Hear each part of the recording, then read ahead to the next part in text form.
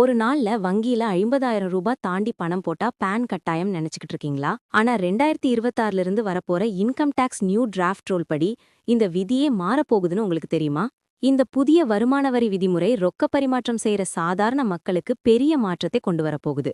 இப்போ நடைமுறையில ஒரே நாள்ல 50,000 ரூபாய் தாண்டினா பான் கட்டாயம். ஆனா இந்த புதிய டிராஃப்ட் ரூல் அமலுக்கு வந்தா ஒரு நிதியாண்டு முழுக்க 10 லட்சம் ரூபாய் வரை ரொக்கமாக பணம் கட்டினாலும் எடுத்தாலும் பான் இல்லாம செய்ய முடியும். 10 லட்சத்தை தாண்டினா மட்டும் பான் கட்டாயம்.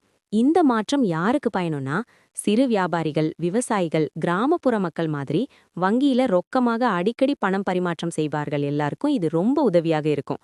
இது அரசு கொண்டு வர முக்கியமான மாற்றம். ஏன்னா சிறிய பரிவர்த்தனைகளுக்கு இருந்த தினசரி கட்டுப்பாடு நீங்க போகுது. ஆனா வருமான வரி கண்காணிப்பு நிதியாண்டு அடிப்படையில தான் இருக்கும்.